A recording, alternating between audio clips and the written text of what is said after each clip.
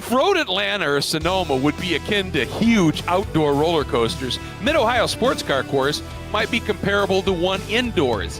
While there are no massive elevation changes, it is loaded with significant ones, and many corners have blind approaches with apexes at the top of an abrupt rise.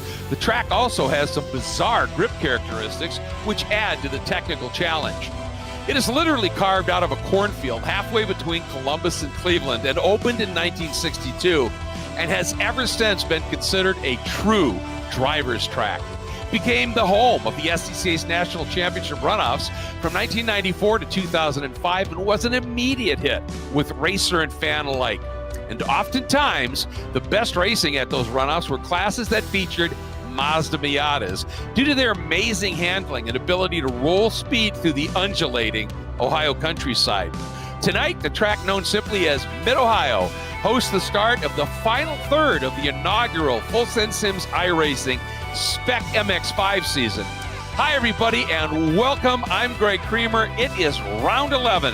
Joining me as always is Kyle Heyer. And Kyle, this place, in a word, is fun. Oh, I love this place, Mid-Ohio Sports Car Course. It's almost like a home track to me. I'm living in the Midwest now. It's about 6 hours away, but every time you go to Mid-Ohio, you're treated to some great racing, specifically cars like the MX-5 Club Racing. This is really a club racing circuit that has pro appeal. And, of course, you've seen the big cars race here.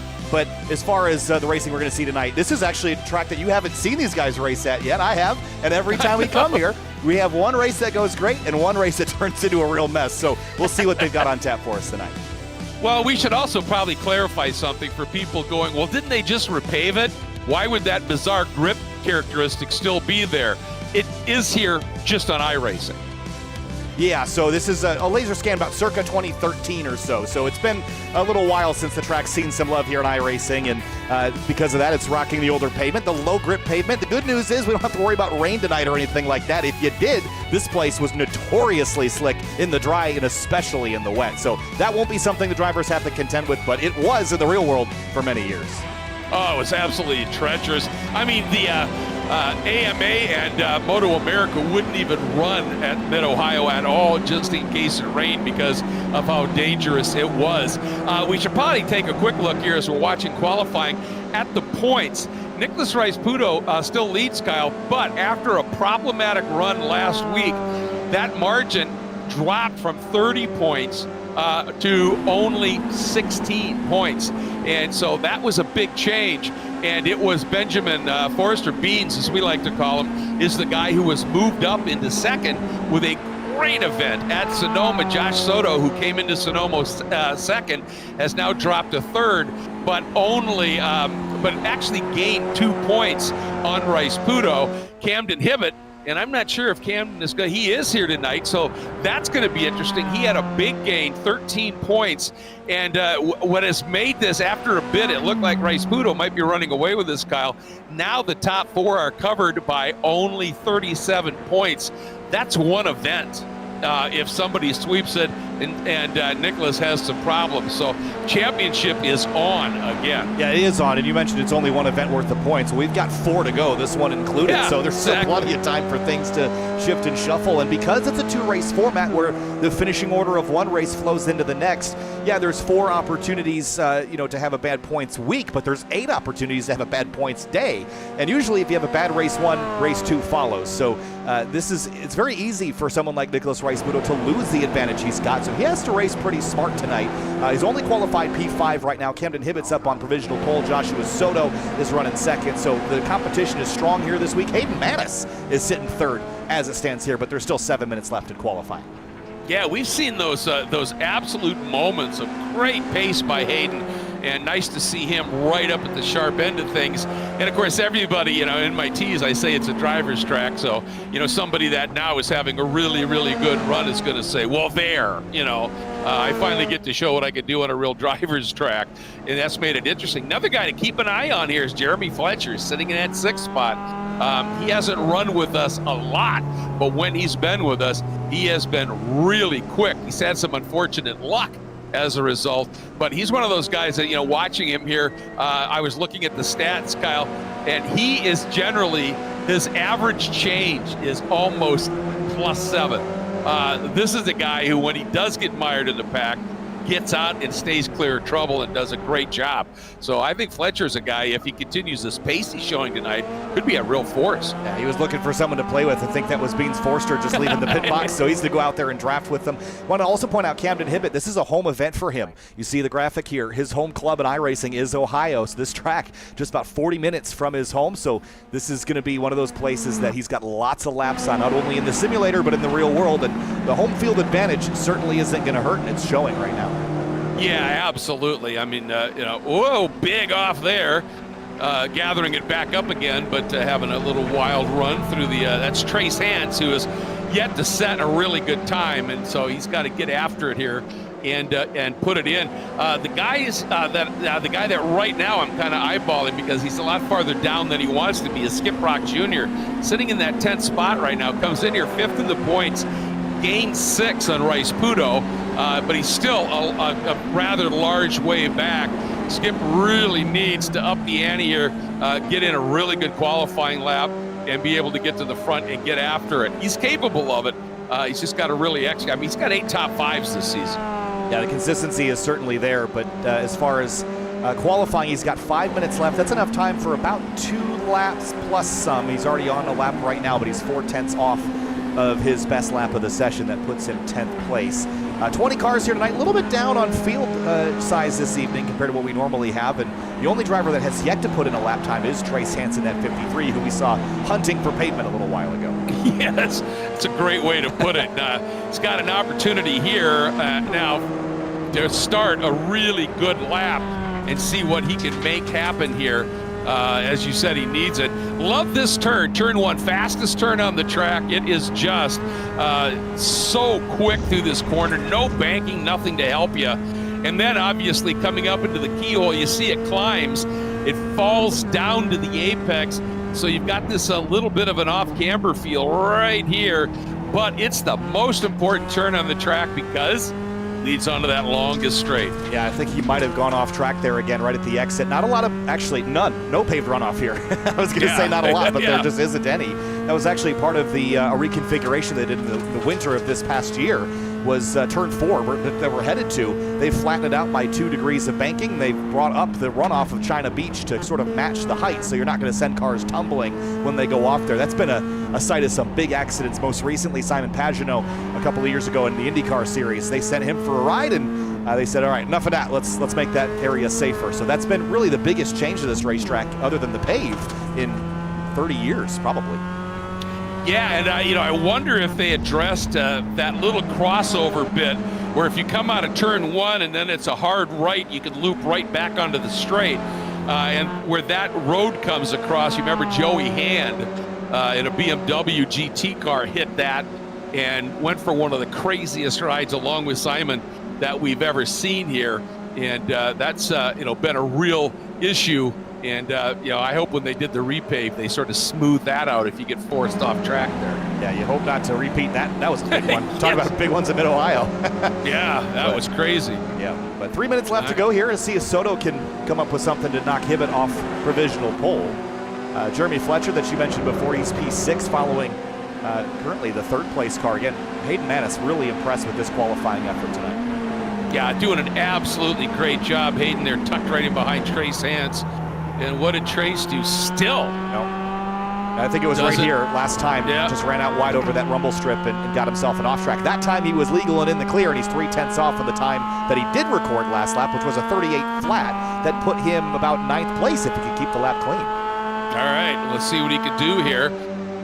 Hayden, he doesn't want Hayden to try and dive bomb him anywhere here, and Hayden's just going to want to get that little bit of a pull down through this turn and now up into the section they call Madness, and it is absolutely that mad fun. You drop down here, and then this rise, nobody really talks about this, but this rise coming up here is really abrupt.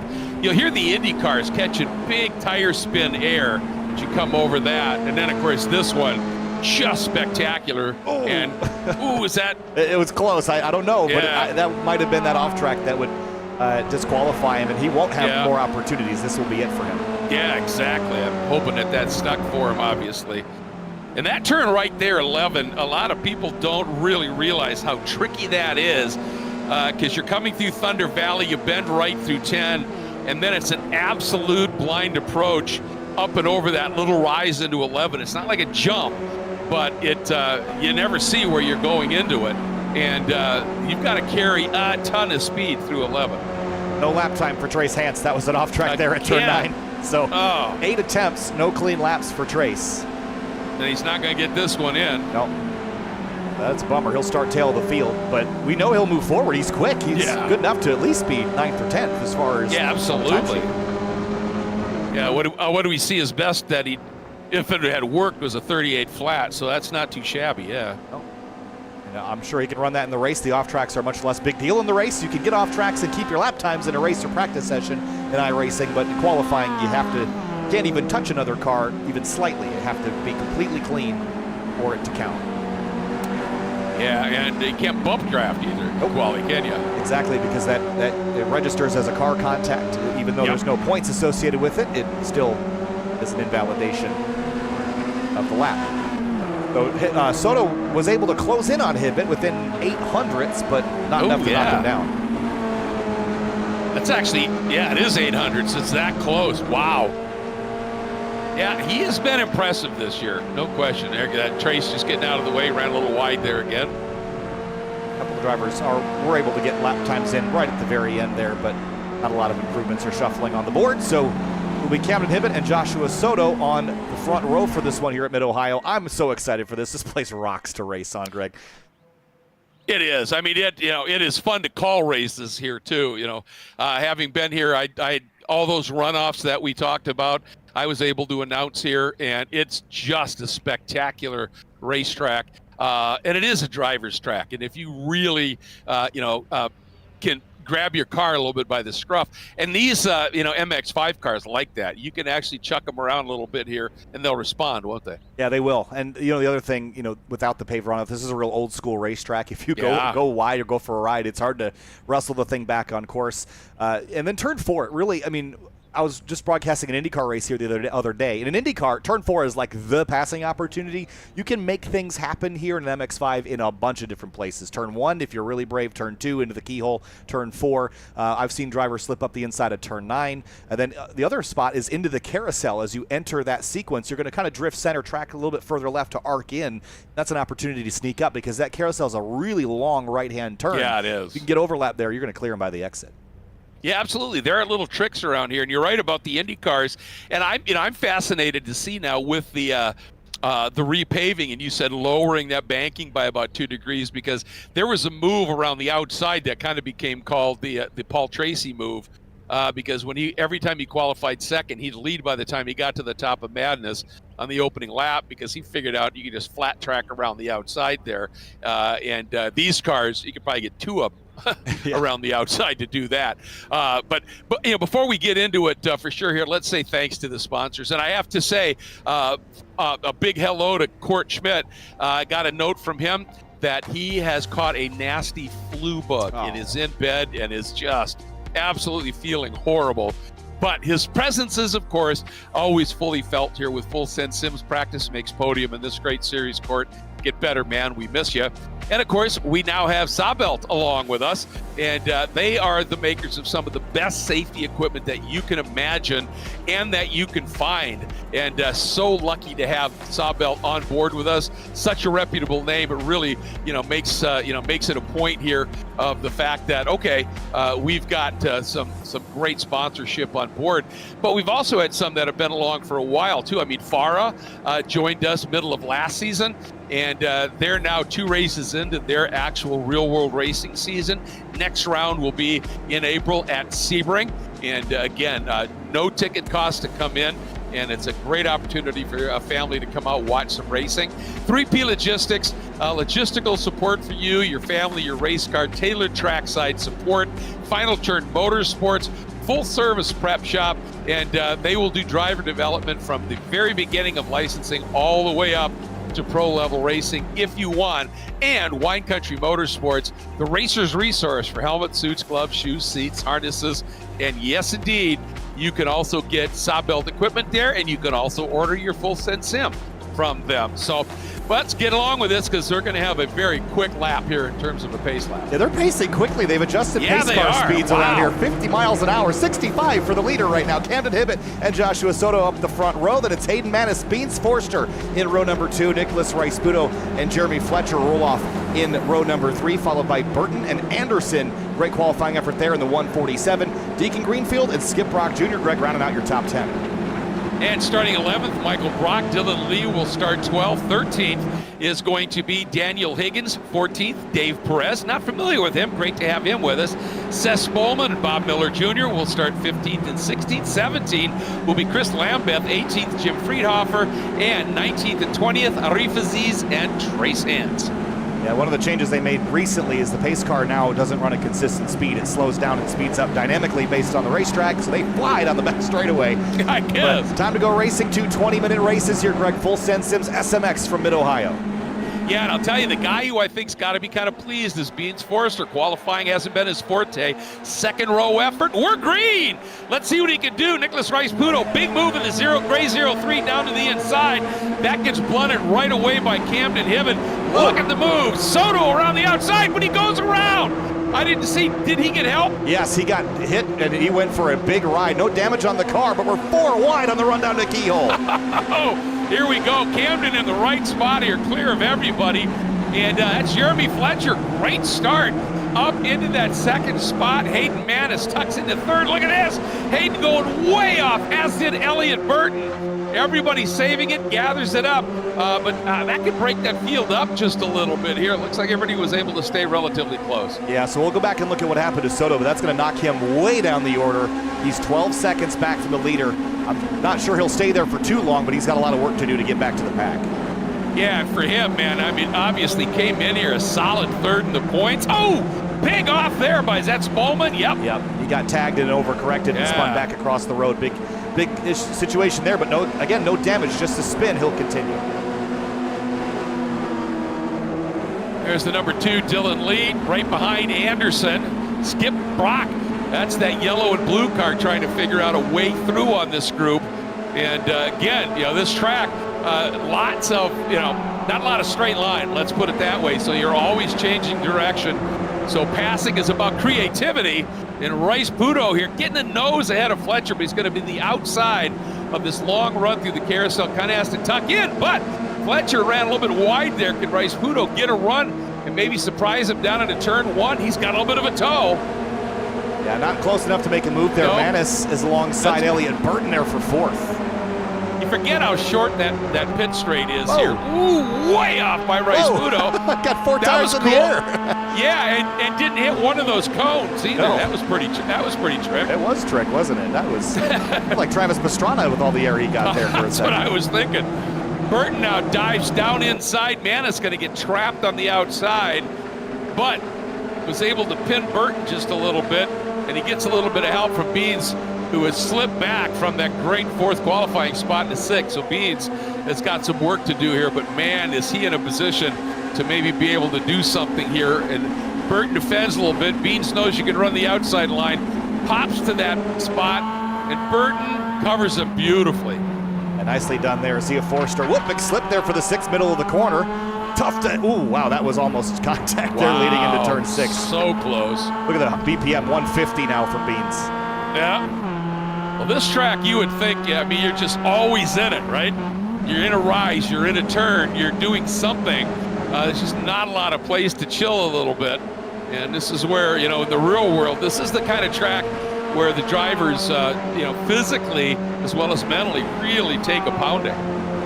But with this race sort of in a calmer state than it was, let's go back and have a look at what happened to Soto on the opening lap. And we'll try to get a different perspective there. So he's on the outside, kind of turns in. Manis kind of gets sandwiched there. Yeah. There's not enough space for 3 cars. Yeah, I don't think Soto realized that there was another car inside there. And then that was that little tap on Spolman. Yep.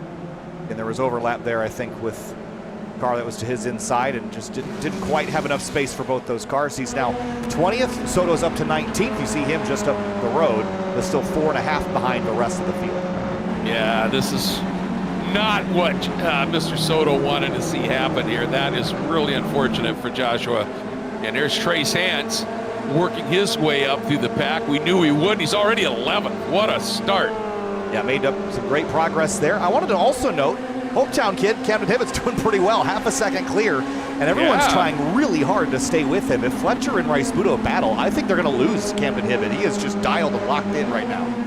I agree, and I think those two, I mean, certainly I think Nicholas and I would think Fletcher are savvy enough to know, all right, we've got things kind of settled here. Let's not race. Let's just get back up to Camden's bumper here. See if we can create a little gap back to Manis, Burton, and that group and make something happen here. And as of yet, Beans has not been able to clear Burton. So he really needs to figure out something here, sitting second in the points. I love this spot. This is that turn 11. And as you come into it, maybe we can get an outboard shot next time they come through, because you don't see that apex at all when you turn in. It's even worse when you're in cars that are low to the ground. We're talking about the IndyCar stuff, and you're going in there about $1.60 in an IndyCar. So exactly. It's a pretty terrifying corner. Very, very line sensitive. If you don't turn in, what feels early, right? I mean, you have to turn in, then you miss the corner entirely, and there's not a lot of room for error there at all. It's almost kind of like turn 13, Billy Mitchell corner at Road America. In that regard, you turn in and you always think, God, I'm turning in way too early. I'm going to go off. And if you do turn in late, like your head's telling you to do, you end up giving up everything at the exit of the turn. So it's it's one of those take it on faith corners. Yeah, and I think, unlike Billy Mitchell kind of keeps continuing to go up for a little while, but this one just flattens out right at the apex. So that's a really good point. The car pushes wildly in sort of an unexpected way if you haven't done it before. Well, Beans this time showing the nose to Elliott, but just no spot for him to pull much off. I just noticed the tail of this car says Draft Punk. I know, isn't that great? Yeah, that's perfect. That's excellent. We'll stick on board here with Beans while he navigates the next sector of this racetrack, and we can see that turn 11 you're talking about. And turn 9 is sort of similar. You come up over the crest and the track drops away. Right on exit when you need that track out grip the most. Yep, he got a nice run, Beans did there, but here's what we're talking about. You're coming through Thunder Valley, and you cannot see where you're turning in, and now you catch that apex, and if you turn in too early, you're off on the outside. If you turn in a little late, you're just slow all the way through the carousel. That's the kind of stuff that makes this such a great driver's track. Good look at Arif Aziz right there. Now dropping back behind Soto because Soto has caught a couple of cars. Yeah. Working his way back through, but this is going to be a painful night for him. Race 2 is going to be where he needs to make up his points. And again, coming into the night, third in the standings. He was second previously, but it was the 11th in race 1 at Sonoma. If you recall, he got spun out there in the opening stages of that race in kind of a similar fashion, actually. Yep, yeah, exactly. And you know what? He's always been one of those guys that is, all right, if I got to go around the outside, I will. And, oftentimes, perhaps more so, obviously, in sim racing, that can bite. And but he's been doing a nice job. But speaking of nice jobs, Rice Budo's saying, look, Jeremy, I think maybe I got a little bit more speed. Let me get in front of you, and let's work with each other now and try and get to Hibbett. And I was just going to point out for Joshua Soto, last lap he ran a 37.9, which is right on pace with the 5 liters. Yeah. Yeah, that's going to be just driving him insane. Yeah, again, this is the circumstances of the 2-race format. It's a blessing and a curse. You have an opportunity to make it up, or it could sting twice. So. Well, especially when, where you start in race 2 is based on where you finish in race 1, and that can be brutal. That's why for Trace Hands, to be able to move up, there he is, although he just got repassed by Ian as he had stuck his nose in there for 10th for a second. I think he's going to get it solidly this time. And I'll tell you, starting 10th, way better than starting 20th, and I don't think he's done. No, he's not done. He's still got pace to spare here.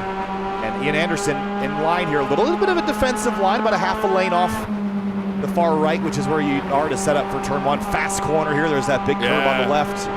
And then the run up to Keyhole. This is a great passing opportunity with these cars. It really is. And you just have to be mindful of how important it is on exit, too. So if you're going to make a passing move, and Trace goes, I got a little hot. Yep. That's not going to be the fastest run out of there because that was a fast in, slow out kind of moment. And covered it fairly well. It actually backed Anderson up quite a bit. He's got Michael Brock right behind him, stacking up. Also going back I'll tell you, Brock was spectacular at Sonoma. Was. And, he may not have a lot of familiarity with this track, but he's been a great addition to this series. To 12th place, and going back to the leaders, remember last week at Sonoma, we saw Jeremy Fletcher give way to follow somebody else back up to the race leader. I think he's doing something similar here, but now he's being hounded by Hayden Manis, who's just got this place figured out, doesn't he?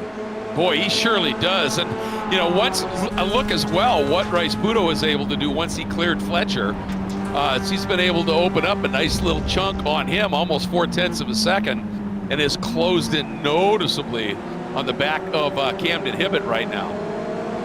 There's Camden. It's only about... As I say that, Camden gets a great run through the carousel and opens it up again. He does, but lap times, it was a 3/10 gain overall for Rice Budo, so Camden is going to face a little pressure here. But he looks quite relaxed, if I have to be honest. He always does. He just seems Mr. Chill. The only thing that tells you is when things are going well, he's got that little grin. And when things are serious, he just doesn't have a grin. And he's really struggling with something. That's about the only thing. I mean, even his heartbeat, we talk about Beans being up in the mid 150s on occasion.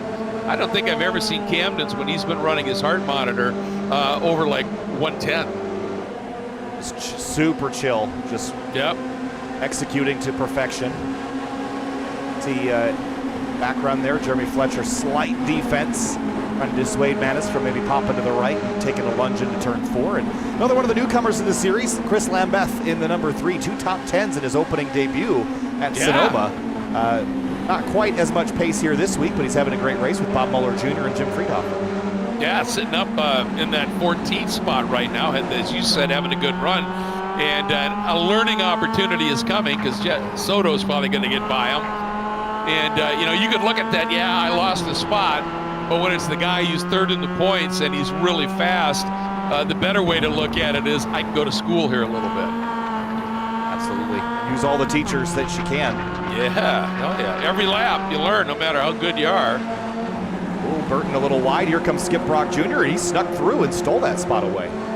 I was going to say that, Beans got through on Burton, and then it was a big gap back to Elliott at that point of almost 2.5 seconds. So I don't know whether Elliott had an off of some sort, but obviously, we're seeing that Brock able to take advantage of Deacon Greenfield here. It's closing up in a big hurry. He is started 9th. He's made up one spot so far, but these two battling ahead of him has dragged him right into the mix. Also seems relatively relaxed here. Going to work. Just, that's obviously what you want to have here. And then, of course, behind him, you got Dylan Lee, who's always really aggressive. And right behind him is Trace Hance, who is booking up through the field as we drop back here and keep an eye on this really good battle. It's quickly turned into about a 5-car race back here. But they've been a little bit more calm than this front group was about to be because Rice Budo has run down Hibbett all the way. It's only 2/10 back now and is within striking distance here. And he has hauled Jeremy, as we've seen here. I mean, really, we got a 5-car battle now for this lead. And I've noticed Soto, he's got in front of Mueller and has kind of got stuck behind Lambeth for a little bit. So, just tracking his status here as one of the points leaders. But look at this battle, it is on. And now the only thing we wonder is, obviously, with Hibbett getting out there a little bit, just driving some laps, what did these guys behind you, Rice Budo, Fletcher, Manis, Forrester, do in terms of tire? It's a pretty cool track today, 81 Fahrenheit, so it's not going to be a total tire shredder of a day, but you are turning a lot here, as you pointed out. Not a lot of time to cool the tires off in between some of these faster corners. A lot of transitions left to right, so if you're throwing the car around, you definitely can wear things out. Yeah, you can. So officially, look at that, 1/4 of a second. And that just disappears as you'd expect under braking. Now here's that run, so crucial to get out of here well. And Hibbett always does it well, but boy, Rice Budo, I don't know that he wants to attack yet. This isn't going to be a massive draft track where you want to be third starting the last lap, but I'm not sure What do you think? You want to be leading? Yes, I think so. I think this place is easy enough to defend. Yeah. I think you're better off staying driver's right in keyhole, staying driver's right into 4. That outside move into 4 can be used, but as the track, no one really is running out there, and it's going to collect some marbles and things. It's going to be tough to stick on that outside lane, so I'd rather be leading this race at this particular racetrack. Yeah, I think so too. And wow, was this flown by? We only got about 5.5 minutes to go. Oh, and Fletcher's in the wall. Oh! Out of nowhere. Yeah, what happened there? And he's out. I mean, I think he might have just, right here, grabs the grass. Oh. And then gonna get tagged around by, I think Beans got a piece of it too. Beans got into him. Oh, no. Yeah, easy to do that there. That's a corner that we didn't really highlight in the opening, but it can bite you. You're carrying a lot of speed there. The car's shuffling to the left. I've seen Tom O'Gorman has been over there in his S2000. That didn't happen a lot of times. So yeah, good point. Oh, it's one of the I call it one of my commitment meters because you've got to be right on that exit curve. But man, it's not comfortable. Look at this. Hibbett now feeling the need to defend a little bit. And the other question is, how's Beans' car after that contact? It looks okay, but that was a pretty big hit, and I would be surprised to learn if it's driving completely straight. Doesn't look so bad, but no. Actually, it was the left front corner, wasn't it? So we wouldn't really see it from this angle. Yeah, there it is. Yeah, you can see it torn up pretty good there. Yeah, it is. But if it just got the body and didn't mess up that the suspension, it's pretty straight. Yeah, it is, isn't it? That's what I was looking at too. He's just a long ways back. Probably won't be within striking distance for the race win, which is a shame because that whole group was really ready to pounce. Yeah, they were. They absolutely were. But, well, I'll tell you, gotta be impressed with what Mr. Madness is doing here. He's in a great spot. Oh, my goodness, 2 of the fastest guys in this series and in sim racing, and he's just sticking right with them. And look at how close you get to that wall, or that guardrail there. I just love that. It echoes when you get close to it, too. It'll spook you. It's loud. Oh, the sound just bounces right off, I bet, yeah. Oh, look at the hands. He and Lee side by side. Trace, that's going to give him 8th. What a charge he's putting in. Yeah, a great run there for the 53. And you mentioned the Armco and the echoing off of it. That's actually a feature iRacing is working on, is spatial sound as it relates to the racetrack and walls and tunnels and bridges and things. So at some point, there'll be reverb and everything. So when you go under a tunnel, you'll hear it echo off the hills. It's going to be great. So should be within the year based on how they've been talking about it. Oh, I can't wait for that. And I'll tell you what, Skip Rock has done an incredible job. Yeah, he's a ways back, but look, he's glommed onto the back of Beans. And you think about it, he qualified in 10th. He's up into 5th. And again, he's top 5 in the points, so this is really important for him here. And not to forget Hayden Manis, who came in 6th in the points. Look at this, dive for the lead. Oh, didn't wait, as you said. But a nice outside defense there by Camden, Kyle. Yeah, so we're watching Camden on the camera, but on board with Rice Budo. And you wouldn't even know that he's in a corner. He's driving one-handed. He's chill. Yeah, Rice Budo's pushing hard to try to sneak up underneath him. He knows he can't wait. We're coming to probably close to white flag, if not 2 to go. We'll see. Yep. It's a really good point. And I mean, Nicholas has clearly shown he's got some pace because he just hauled that whole group behind him and right up. And now he's in just full-on attack mode. Camden staying tucked really tight right on the entrance to the carousel to prevent that sneak under move I talked about in the opening, but it's going to be 2 to go this time through. All right. And obviously, if they get really aggressive, I'm talking about Rice Budo on Hibbett, Hayden Manis might be in the catbird seat here. He is in the catbird seat. It's just a matter of whether or not it'll become a reality. Look at the run Rice Budo's got here. He could take the lunge into the keyhole if he wants it, but he's going to be patient. Run a little wider on entry and set up for the run down the backstretch. Oh, man, look at Camden's exit. Wow, did he get out of there well. Needs a little push. I think Rice Budo pushed, exactly. So this might be Hayden Manis's opportunity. He's got and you can see now Rice Budo defending on Manis. Manis pops to the inside, Is he got enough? Has he got enough? I should use proper English. And he does not, but Hibbett running way wide over there. I don't know if he was thinking I need to defend here and cover that, but he got way wide. It left him vulnerable, though, because Rice Budo's right here. I mean, Menace is in a position of power because he's got no one behind him. As long as they don't crash, he's going to finish at worst third, so he can afford to be really aggressive. Rice Budo's got to not only drive out the windshield, but drive in the mirror as well. Camden just has to drive in the mirror, but the racetrack's ahead of you, so figure it out. Yeah, I know. It's, being in these sandwiches is difficult. In the background, Brock's still trying to figure out a way around Beans, but here we go into the carousel, coming up to the white flag, 1 to go. What is going to happen here? Onto the front straight. White flag is out. What is going to happen? All eyes are going to be glued to turn 4 and Madness. Oh, Hibbett, I thought he was going to run a little wide there, but he did gather it back up. But Rice Budo's back 2.5 tenths of a second. He'll need both of these straightaways to eat that up in the minimal draft you get here. And the real key for Rice Budo is he's got to either get Hibbett to overdrive the keyhole, or he's got to get a massive run out. And he may have done the latter.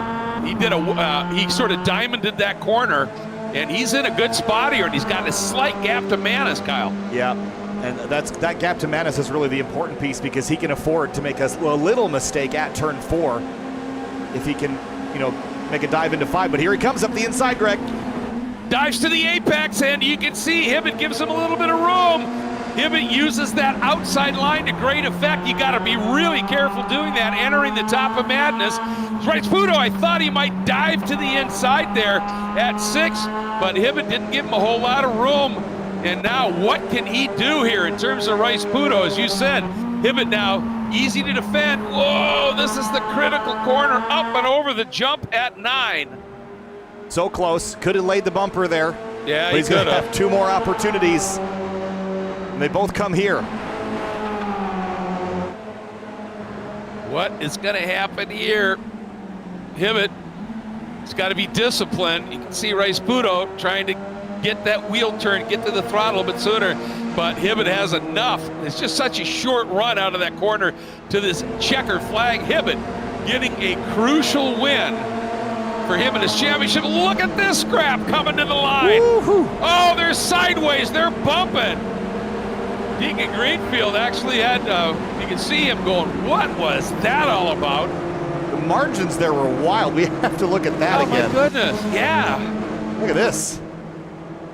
It's Ian Anderson over to the left. Look at that. That is real tight. What a finish. How did that formulate? So Greenfield, you see Hans. Take a look up the inside here, and then the 2 goes up the inside of him. Oh, he did some. That's why Deacon was a little frustrated. Sort of gave the hip check back to Trace there. Oh, and Trace responds again. Got physical. Oh, that was fun. Yeah, got a little physical, but that's part of it sometimes, right? Yep. Be out of racing, that'll happen. Here's a quick look at your race results. Camden Hibbett, Rice Budo, a 10.5 between them, and I think for Rice Budo, got close, but he might have needed to apply the pressure just a touch sooner so that he would have more opportunities to figure it out, because I don't think 1 or 2 tries is going to be enough on a guy like Camden. Home track advantage, it's a real thing. Oh, it absolutely is. And I mean, Camden just drove brilliantly. And again, Skip Brock 10th to 5th, but Beans, after that contact, hanging on to 4th. Again, we're into the final third of the championship. So now these points that you can earn all become crucial. And the guy that I think has struggled a little bit here, I don't think, I didn't see the final, but I don't think Josh Soto got into the top 10. So he's got some serious work to do again in the second race. And remember, he came in here third in the points. Yeah, and that points championship is something that we'll pay even closer attention to as we go to the next 3 rounds, because Joshua Soto having this bad race is going to knock him down the order a little bit. Camden Hibbett's going to continue to go up the order a bit. I don't know what his availability is for these last couple of rounds, but he continues to climb. I know he's you look at the numbers and it's still, a pretty big gap, but 37, I think he could get there. So. I think so too. And I mean, he just tied Rice Budo for the most number of wins this season. And, that is exactly what you need to do. Is if you need to get those points. Just win. If you win, you're maximizing everything and limiting your competitors from getting those points. The other thing is, with the exception of Summit Point Raceway next week, the last 3 rounds that we go to are pretty big, fast racetracks. VIR, Road America, and Watkins Glen, the full course there. And we've seen big ones at all those racetracks. So, you can have a championship effectively locked up. We're not going to a Sebring Short where you can qualify well and finish well. You can get in a pack and get turned around. Remember what happened to Morgan Burkhardt that Road America a couple years ago? I mean, it's just, there's so much that can happen that can throw off any worthy championship competitor. Yeah, and I mean, those tracks all also have a fairly significant draft component to it, and so you get, frozen out on the outside, or you build a big lead and then they draft right back up to you. There's just lots of the unknowns, just why we hold the races, obviously, but it's a blast to speculate about it. Yeah, for sure. So just about 2.5 minutes left here in warm-up. Race 2 predictions. We're going to see Josh Soto continue to climb forward. I know that. Trace Hance will probably do the same. But, I mentioned before that one of the races at Mid-Ohio always has a big one. We haven't really seen any big calamities tonight other than some driver incidents. Do you think we can keep it together and get a nice, clean race at Mid-Ohio here? Boy, I'll tell you, as you said, it's usually always have one at Mid-O, and the other side of the coin is usually when we have the big ones, it's race 2. And so my bet is we're going to have something, probably mid-pack. And, the guy that's going to be really concerned about that is Soto. Yeah, I think the other thing to consider, too, is that this is the first time that we've run the SMX cars here. There's a qualification to get into this series, so the talent level has really upped this season. The incidents have gone way down, so that bodes well, I think. But the aggression also has kicked up a bunch of notches, so it's going to be fun. So another 20-minute race here, and then we're down to the last hour and 20 minutes of racing after this, effectively. So for the season, we're getting close. Yeah, we are. Yeah, we absolutely are. And to finish on those tracks that we're talking about, I think is just awesome. And then we have Summit, which is, such a cool little track and kind of an outlier that always makes things interesting. I think for the guys that are in the points right now, and again, I keep sort of focusing right now on Soto, is, he's going to be starting back in the pack, is if you're on the outside, you cannot presume nobody's inside of the car that's next to you and just sort of turn in a little bit on this opening lap, and if you have to lose 2 spots, it's better than get knocked to the back of the field. So I think we're going to really have to see some racecraft, from guys like Soto, maybe Skip Rock, some of the guys that are back in the pack a little bit to survive the opening lap or 2. Yeah, and that's a great point, because it's really just safe to assume you're going to be 3 wide at turn 1 anyway. So you really have to leave yourself some opportunity. We'll look at this again towards the end of the broadcast here, but Summit Point's up next week. This is one of the first laser scan tracks iRacing ever did. It's seen a graphical update or 2 since it was scanned, but 2004 era Summit Point, so it's been a little while. But this place was one of the free tracks to get with iRacing. It's one of the tracks that people have the most laps at. It's got some great unique character, and it's a great place for MX5 racing. So that's what's coming up next week, April 1st. April Fool's Day will be on VIR full course in Road America and Watkins Glen to round out the season. When you talk about Summit Point, it might be, when you think about a club track, Summit Point might be one of the best. It's pretty. The layout there is great. The location is fabulous. And for a club track, it is really, really cool and fun. And that'll be a blast here. But, man, we got Mid-Ohio, the second race to go on this tricky driver's track with the old laser scan, as you said. So you can see all of these pavement changes everywhere around this track. It's just, it's kind of like Sebring without bumps in that regard, because every time you come to a corner, something changes in the pavement. And it's a little bit cooler track temp now, 76. It's down about 5 degrees from where we were in the last race. But, again, we've got a pace lap to warm things up and turn them loose. But Camden Hibbett going to try to go 2 for 2 tonight and pull ahead in the wins column. And, again, coming in here, as you said, 37 points behind. He's made up a chunk of that. But, if he can continue to perform like he's performing, and as you said, home track advantage, everything, this is one that if he has designs on getting his second championship. Sweeping this one would be really, really handy for him. And I have a feeling in this second race that Hayden Manis might be even a little bit more of a handful to deal with. It's to start right behind Hibbett too. Yep. So if he can get a nice launch. I think we went into turn one really even last time. So I think Manis would really like Camden to get a better jump on Rice Budo, but there's not a lot of straightaways, so the disparity between the inside and outside lane isn't enormous.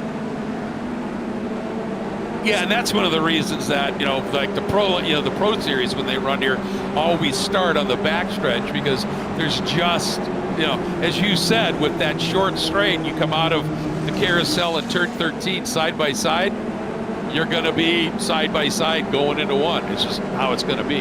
Look at the tire warming going on, just trying to get any and all heat you can, aggressively warming up the tires. And they're still doing it down the back straightaway, just trying to prep themselves as best they can. Yeah, you can see obviously no shadow, really a lot of cloud cover, so no heat per se in the track, as you pointed out. And also with the marbling, the way that it has now been designed in iRacing, that I don't know that they clean the track between the two races. I think they do, but it's a setting you can change. I think FSS has it set to clean. But yeah, it's a very fair point that if you get dirt or any debris, we saw some cars running out wide out of the keyhole just now. And you see gravel there on the track. So that is a very effective tactic to clear off your tires. It does work in iRacing, and it was designed intentionally to work like that. So the weaving back in the old days of iRacing never did anything for you, but it certainly works now. And if you're not doing it, I think you're leaving performance on the table. Absolutely, yeah, especially for that first lap or whatever. You got to get those tires, if nothing else, scrubbed up and clean. That's one of the bigger things here. So, all right, as you said, the pace car having a good amount of pace on these laps here. Here we go through Thunder Valley. And this, you can see there that climb and rise up into 11, and this is going to be great fun. 20 minutes on one of the, this is really, as I said in the tease, when you're out on a country road that's just got those little dips and raises, not big elevation, and you're just hustling a bit. This place is just awesome, and it's time to get back to it. Race 2 of 2, and we are green. What's going to happen in turn 1? Manis goes to the inside, covers Brock a little bit, and wow, I'll tell you what, that was a great start by Rice Budo, and Camden Hibbett got swallowed up, Kyle. Yeah, where did he go? Camden's fifth now. He just did not get going. Not sure if he missed a gear or what happened, but he is now trapped in the center here, and it's Rice Budo. And now look at Forster to the outside of Keyhole. Yep, he wants to get a run. Now he's going to try and do a little bit of an over-under, drive off. Burton got a great start up into third. And look at that junk flying in the air as people are working hard here. There's Soto, who ended up, he could only make it up to 13th. So he's going to be super aggressive in the early going here, but can't be too crazy about it. Look at this. This time Beans has the inside line. And, oh, man, oh, and a touch. Woo. That was Burton into the back of Rice Budo. How he saved that. I'm talking about Burton. I don't know. That was incredible. Yeah, that got really tight and dicey there. There was a couple, I think Soto was middle 3 wide, and he got kind of shuffled back to 13. Remember Jeremy Fletcher? He was out. Yeah. He is 11th place. He started this in 20th, so he's up 9 spots in the first half of the lap. That is one of the great opening laps we've ever seen. Just did it well, but Beans out in front. Rice Budo second. Hibbett has rebounded to third. Brock up into fourth, with Manis chomping on him, and a great recovery by Elliott Burton after that touch with Rice Budo. Look at this! Too many cars, too small of a space. I don't see how this works out. They're still 3 abreast, and man, that 65 is going backwards. Yeah, he's got a little overlap. Yeah, what happened to Manis? Yeah, just getting shuffled. Wrong spot, wrong time, yeah. Whoop. And Trace, I think, has got to slow down. He's going to have to give up a bunch of spots. And for the lead, here comes Rice Budo on the outside to try to steal a spot away. There's just action everywhere right now. Yeah, there is. This is incredible. I think what Rice Budo is trying to do exactly what Beans did to him. And then this nasty little scrum here. This is really fun. Yeah, and I'll tell you, what a recovery by Burton. But look at that. I mean, look at the gap. Look at this side by side. Skip Brock got hit in the rear. We're 3 wide for the lead. Bean's going to use that outside line to great effect. Look at him. He wanted to be 3 abreast at the top of Madness. That defines it. It's Madness back here. Way wide. Yeah, he is. Wow, that just sort of lit Burton's fuse when he and Rice Pudo came together, didn't it? It did. And Madness. That's what I was going to say. What a move there. Oh, 3. We're going to be 3. I think Dylan Lee got tagged there by Anderson, who goes for a ride, but they were 3 abreast going into turn 9. Yeah, Anderson, he grazed off the back of Lee and just lost the front. And look at these two side by side here. Brock to the inside. Manis, as a result, going to swing it way out and around. I'm really impressed with how much tight quarters racing there has been and how few cars we've sent into the gravel traps at this stage. It's just crazy. And how about a shout out to that chrome, silver, and green car? That is Daniel Higgins, I mean. What a run he is having. Yeah, and again, he started pretty deep in the field in race 1, made his way to 12th. Here he is now inside the top 10. It's going to get crazy for the rest of this race. Anderson up the inside of Greenfield. And now Hans. Yeah, they were almost, big save by Deacon. Held on to it. These two have had some coming togethers tonight. And now they're 3 wide with Soto. A real look at this. And Soto, with everybody 2-3 wide in front of him, there's been no place for him to go. Well, that was an aggressive little hunt there, wasn't it? Is that Mueller? Yeah, were we going to try 4 there for a second? It sure looked like he had designs on that.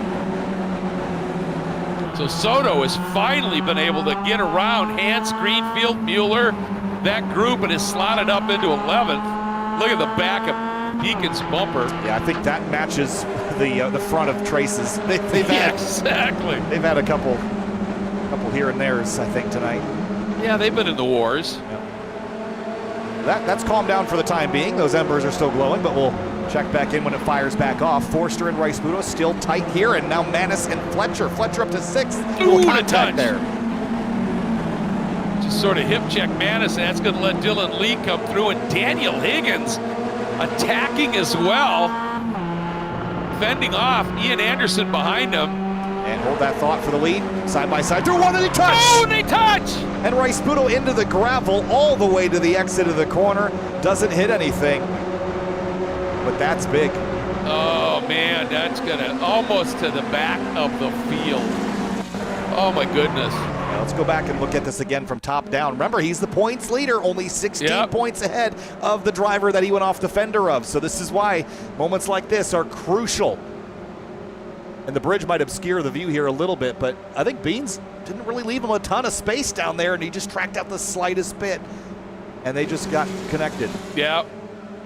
And you know what? I'd like to have another look at that, because I don't think Beans left him a lot of room, but I think Beans left him room. And I think his thought was, if Nicholas is going to force the issue. Yeah, that's a fair point. Yeah, he was trying to do what we talk about, and that's pinch the guy, keep pinned to the inside a little bit, and slow his exit. Well, he's no longer leading either, because Camden Hibbett drove through and took it away, and he's now 1.4 clear and out of the draft. And I mean, for Beans relative to Rice Pudo, that's a good thing, but letting Hibbett through, who has been the man with momentum here, that's a whole different story. Skip Brock now up into 3rd, and that is, he's had a 3rd. He's podium before, certainly, but he's got a really aggressive Burton, and then Fletcher, Kyle, is up to 5th. I think he's trying to do the last to podium challenge. He might just get there. Yeah, I think he's seriously got the speed. 13 minutes to go, more than half the race left, and he can see the podium spot just ahead of him there. Through that silver car, there's the blue and yellow with Burton, or Brock Jr., that's podium. Yep, and as you were talking about, here he goes. Deep, late onto the brakes, into the keyhole. Burton has to open the wheel up. Does. And Burton's idea there is try and slow the exit down a little bit of Fletcher by, again, if you keep pinned to the inside, he can't run all the way out, use the full track exit. But did he do it enough? And can Fletcher, the key here is, can Fletcher keep that little bit of overlap, Cal? We'll see down in turn 4, and he'll have, Burton can hang on. He might have an opportunity to come back at him, but he couldn't. And I'm actually really impressed. I don't know what has happened up front, but Camden Hibbett has lost a second, and he's right now back in the clutches of Forster. Wow. And it's because Hibbett was 8/10 slow in the first half lap. Now, this could just be him pulling Beans up with him to have some fun. Yep. But either way. Or thinking if Beans comes up with it, they can make sure and drop Brock and the rest of the field. Yeah, that could be it too. Just break these two away. And I think Camden feels fairly confident he can dispatch Forster, but I bet Forster feels the same about him. Oh, slip. Hibbett's, did you see that? A big lurid slide, and when he went to correct it and walked it out to the outside edge of the track, and Beans ought to have the momentum here. Hibbett way to the pit wall. That was wild. Yeah, let's go back and have a look at that and see how that came about.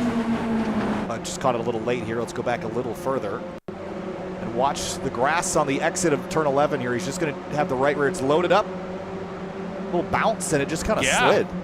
Well, it was just enough, wasn't it? Yep. Did a nice job to save it, but that gave Beans inside and momentum. And they had a 2.5-second lead to Brock. That's down to 1.5. You mentioned Brock had finished 5th how many times, or how many top 5s? He's going to potentially add another one here. Yeah, he had 8 coming in, and he got one, and that's 9, so this could be 10. Plus, I think it'll be like his 2nd or 3rd podium if he can hang on to it here. And again, came in here 5th in the points. That's exactly what he needs. And Bryce Budo and Dylan Lee are going at it, hammer and tong here. Oh, and again! Oh! Wow!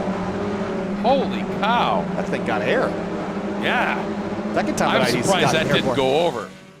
Here's that was substantial. Ooh.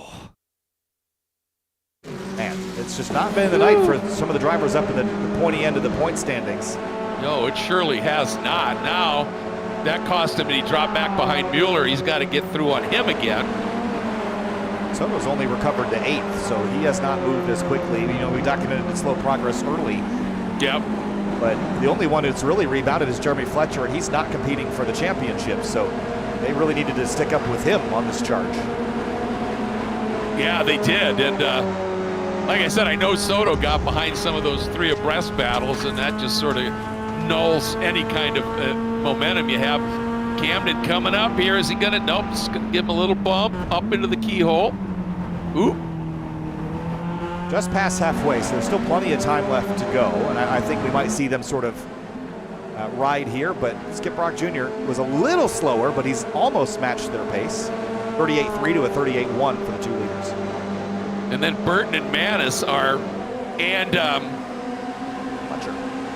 Yeah, Fletcher, Burton, and Manis are covered by the proverbial blanket. Then a little bit of a gap farther back, Anderson and Soto. And the problem for Soto is that, you know, it's just that big chunk of time between, if he gets through on Anderson, it's still another 3 seconds. He's got to get what he can get, though. Or another 5 up to, oh yeah, he does, for sure. Yeah, I mean, this just been a bad night for him. And this was an opportunity to really close in on Bryce Budo, but I guess with Bryce Budo having problems, maybe it sort of nulls the blow a little bit. Yeah, exactly. But Bean's not having that problem. No. And I'll tell you, Soto got Ian Anderson a little offline in a couple spots, but the problem is that you get offline a little bit, and then the next turn's the other direction. So even if you get up underneath, you're outside for the next turn, and that's what makes this place so challenging. Lap times this time through is still another gain for Forster and Hibbett. So this might have been what you're suggesting, Greg, where he brought Beans in to make sure that he didn't drop back and bring the others with him. Oh! Big tank slapper by Hibbett as he ran a little bit wide. Fletcher actually ran the fastest lap of everybody on that last lap. Well, I'll tell you, Hibbett is just throwing it around right now, isn't he? He is. I think if Fletcher can get by Skip Brock Jr., then I'd start worrying about Forster and Hibbett's strategy here, because if Fletcher can run a 38.1 on his own, he can tow everyone else back up to the front with him. And there's still a lot of time left. There's still 5.5 laps left to go. Yeah, he's got speed. There's no question. You know, and I might normally be a little worried about coming from 20th to fourth, did he just trash those tires? But it's so cool with this cloud cover. And oh, this could be 3-4 abreast here. And Puto checked up a little bit. He wanted none of that after being airborne twice, once almost going over. Top 10 is right in front of him. That's Trace Hance. Yeah. And again, I think what helps is that Soto had not a great day, but Beans certainly had a good one, and Beans was the closest to overtaking him in the championship. So just like Soto, Nicholas has got to get back what he can. Absolutely. And look at Higgins. He's just attacking on Dylan Lee back there. What an event he's having. A nice climb in race 1 to get up into competition. And then running right now, at one point he was up into 8th, but then we got the guys like Soto and those guys coming up through. And here comes him into turn 1, down to the inside. Oh, really, really aggressive move. But again, you can see Beans got him pinned a little bit, stayed around the outside. Look at the grin on Beans here. He's going, now this is fun. Yep, and they've got a 2.7 second advantage over Skip Brock Jr. now, so it's kind of game on here for a lap or two at least of this battling, and he's going to immediately move defensive. You see him smiling. I think Camden's probably doing the same. Yeah, there's a little grin on his face. Well, and did you see there, once we figure out what happens here, you can see Beans on the exit of the keyhole try and cover Camden, because he got a great run. Now, this is where you stay to the outside. You've got that banking, that momentum. Now, Beans has to do the same thing. It's a little tougher at the top of Madness, but he's got position. Tough to go too wide through here. If anybody can do it, it's these two, and they do. That was unbelievable. They're still side by side. Oh. Watch that grass. This looks like a grid life race. It sure does. This is phenomenal. Oh man, still side by side. Still, yeah.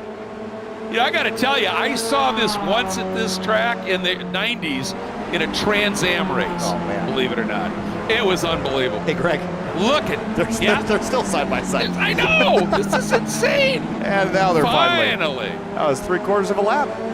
Yeah, but look at the run that Camden got. Wow, did he drive a fabulous exit of the carousel and run through 13?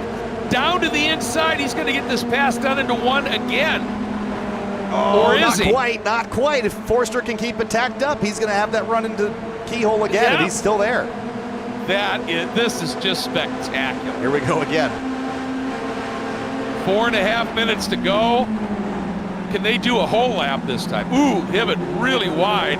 And he's not going to be able to get it turned back down and get a mega run like he did the previous lap. Not a terrible exit, though. No, I was surprised by how much he was still able to roll that. Here he comes. So what does Beans do? Does he let him go to the outside? Yeah. You kind of have to, Kyle. I think so. Again, there is grip to be had on the outside of 4, but it's a bit dirtier than the inside lane where everyone's been running, so Forster will pretty easily defend that. But look what's happened. Skip Brock Jr. Oh, yeah. That's just about a second is all, and he's got Fletcher pushing him. Yes, these front two have got to be conscious of that. I'm surprised at how quickly they burned up 2.7 seconds worth of advantage. And yeah, I mean, they were side by side, but it wasn't like they were slow, were they? I mean, that was so fun to watch. And they were, both, I mean, obviously not on the optimum line, and that's why we see this group behind coming up, but man, was that fun. And I'll tell you what, that line Hibbett used starting here was absolutely spectacular when he made that move. He's checking a different line this time. But just watching Camden's adaptability has just been spectacular to watch. First time in 3 laps that we've gone not side by side through that corner. Exactly. Take a breather and remember what the apex looks like for Hibbett. Yeah. Oh, can I find it again? Now Beans has to protect a little bit, but Hibben's still going to stuff it. Boy, he went really deep, but he gets it pinned. What a job on the brakes, but there's Beans again, keeping him pinned around. And Fletcher has gotten through to 3rd. That is a dangerous thing for these front two. I agree. Forster was able to carry speed and retake the lead. Yeah, look at that. Well, he used that exit. Now Hibbett's going to try and go for the inside. Fletcher does a nice job. Make sure there's no place for Hibbett to go around the outside. And then these three. Oh, trouble. Oh, who was that? We got Bobo Jr., Trace Hance, or J.K. Greenfield, rather. Well, that's not a surprise, is it? And a black flag issued to Trace Hance as well. Oh, okay. I think that might have been automatic one, but here's what happened. Oh, peeking into the back of Trace Hance. Yeah. Ah, man. When Deacon comes back on, I wonder if he's going to bring any of that gravel with him. He got the grass for a little while, but yeah. He did. Fair amount. You can see it there right on the apex. Yeah, no kidding. So next time by, what's that going to look like for the leaders? You see the gravel, that's a live shot. The gravel's still there. It is. Now, there is a debris flag. The surface condition flag is now implemented, so they'll know that it's there. Okay. And we have 2 to go. Look, I want to see, what did Fletcher turn? Yeah, he just ran a lap that was 3/10 quicker than the guys up front. So. Yeah, they get to 5. They're going to get, if they're, I'm not sure how much grip that's going to remove, but it's going to be some, and that might be all it takes. Yep. Oof, Burt way wide there. There you see. I'll tell you, watching Hibbett with the way he sort of diamonds the keyhole, and Beans has covered him off a couple of times by just shallowing up his exit. This time he couldn't do it, and just too much of a run. But now can he flat tracking around the outside, a la Hibbett? There we He's go. there. Watch that gravel. They're going to have to go right through it. You see it going everywhere. Yeah. Now Hibbett is actually going to have position, but look at Beans trying to go for the overlap on the outside here. Not there. Trying to get Hibbett off his line a little bit. Here we go. Tricky turn 11, crucial. Hibbett ate a lot of that inside curve, but it didn't hurt him. But look at what's happening behind now. They're all here, and they're going to have a lap to battle. And someone could just pick the pocket of these two while they're worried about what color shoes they're wearing. I mean, this is going to be a great show this last 2.2 miles. It sure as hell is. This is awesome. Told you Mid-Ohio was great. Yes, you did. Here we go. You can see Camden, just a little bit of room from that exit curve, trying to make sure Beans didn't try to get underneath them. Here we go. Last lap. Last time through the flat out, nearly turn 1. Hibbett got a little wide. Beans actually exited better. He's going to come up the outside, and Fletcher might be in a great spot here. Beans definitely got a little bit better exit. Now he's going to pin, or is he going to pin or try the over-under? He's going to do the over-under. He's going to try and out-Hibbett. And here comes Fletcher. Yeah, I'm not sure Fletcher's quite close enough to make a move into turn 4, but he is close. If they stay side by side, he gets a double pull. Oh! That's not going to hurt him in terms of Fletcher here at all. Oh boy, this is it. Last time through turn 4. Look how close they are. Look, Beans almost ran out of room. Didn't. Still some gravel there. It's going to reduce their grip just a little bit. Fletcher is on top of them now, still side by side. Here comes the 69. Oh, look at this. Beans, look at that run he got. What a move. Can he stay outside here? He got Hibbett, had to protect. Now Beans, is he going to try and cut through and come down underneath? What can Fletcher do? Heading into Thunder Valley for the last time, it's 5 cars for the lead. Look at this, into the carousel, Greg. Last time, Hibbett on defense. What can he do? You can see Beans opening up. He had to check up a little bit there. Hibbett trying to just be absolutely precise. Nothing Beans can do. Hibbett, perfect. In the last set of corners, he gets the second win. Forster comes through, grabs that second spot. Fletcher in third. Holy cow, what a finish, Kyle. That was Mid-Ohio, man. That was unbelievable. That run through Thunder Valley that last time with all those cars just stacked on. Look at this. This is last lap coming to the checkers. This is awesome. Look at that. Ooh. Boy, and I'll tell you, an obvious Beans is doing everything he possibly can here. Right there, he had to check up just that little bit. I think if he hadn't, he would have tapped the back of Hibbett, and that gave Hibbett just enough of that mojo here. And Fletcher just wasn't close enough. But you know what precipitated this whole thing was those 2 laps of side-by-side with these guys. And they're, again, right on board here. That gravel They were the first ones to get to it also. It's probably, they've cleared it off now. It's all gone. Well, you go through there 2 abreast, Yeah. 2 laps in a row, it's going to sweep that pretty good. But wow, what a battle we had. And look at that margin of victory from 1st to 5th. Unbelievable.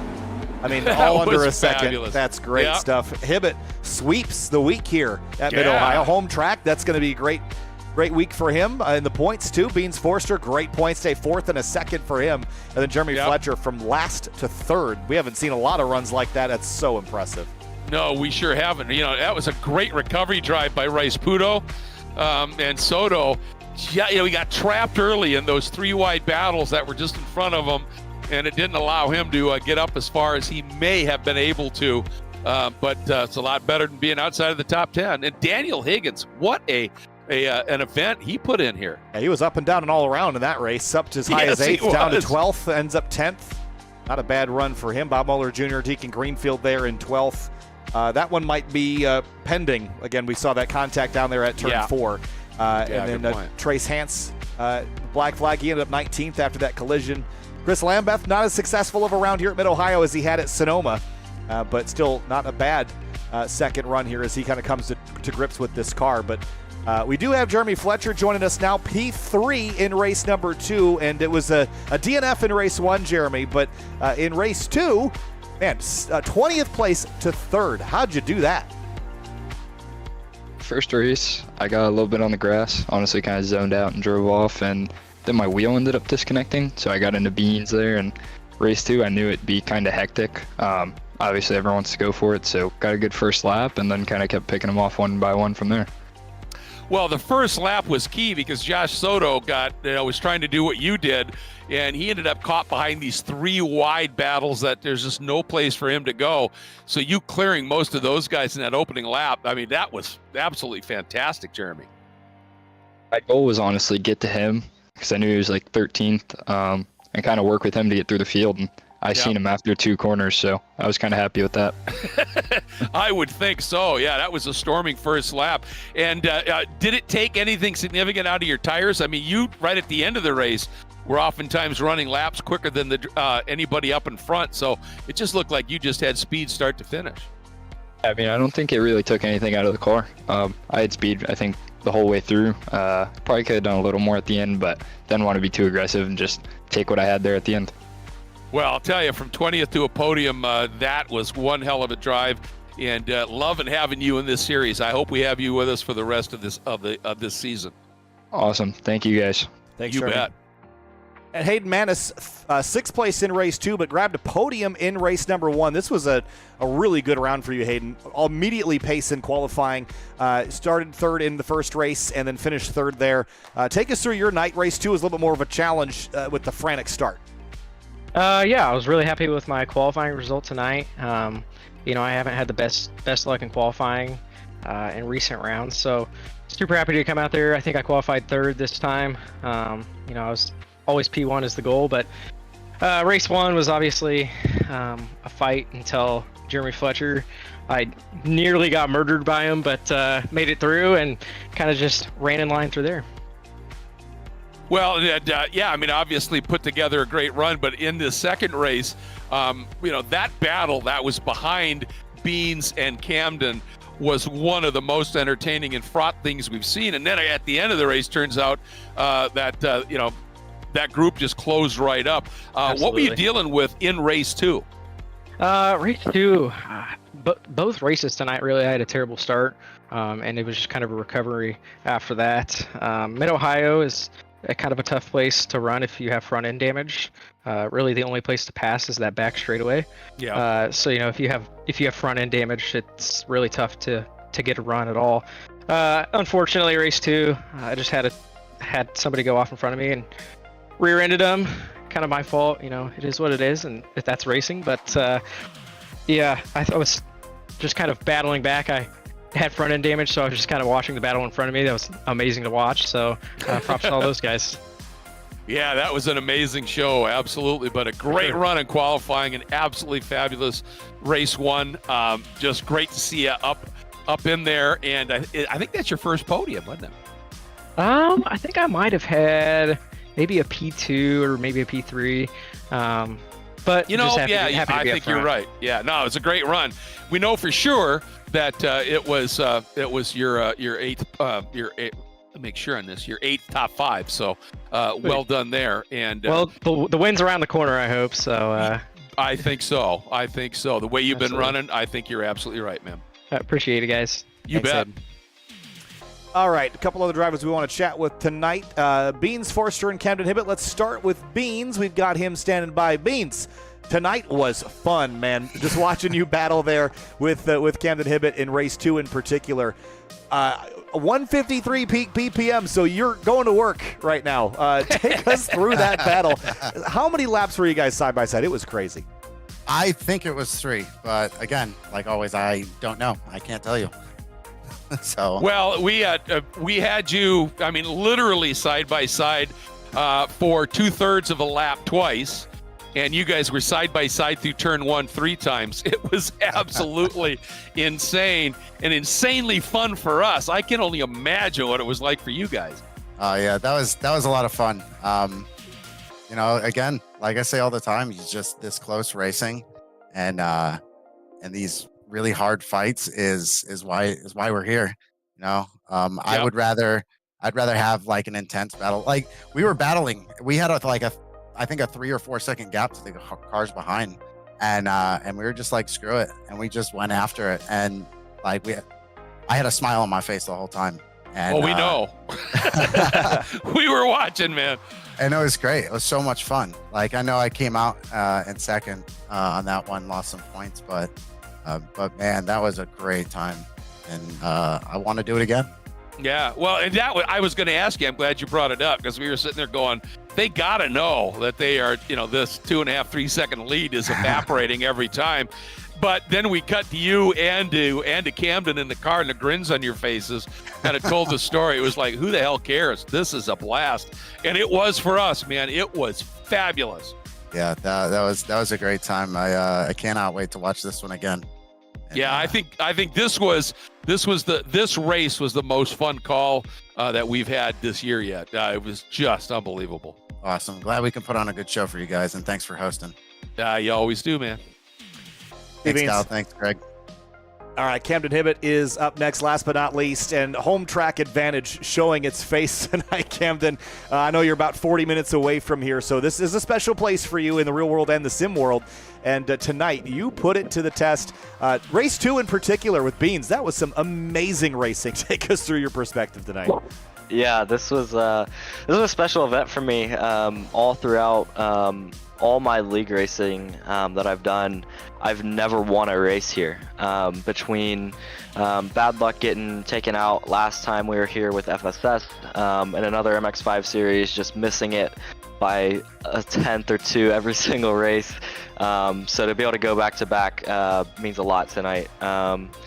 That final race with Beans was something special for sure. I mean, it was. I know Beans and Nick got into each other, and I was like, okay, I got like a second and a half, 2 seconds to work with.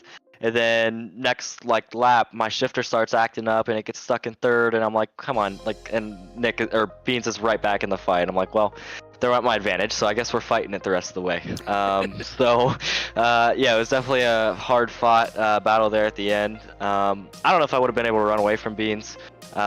Beans was really fast all night, and this is a tough track to run away from. There's not a lot of draft, but it is a lot. It is very hard to get away from people. You go to a track like, I don't know, Lime Rock or like Miami B, I guess it's Miami A with the chicane. You can break away. Just the nature of that track allows you to get away at times.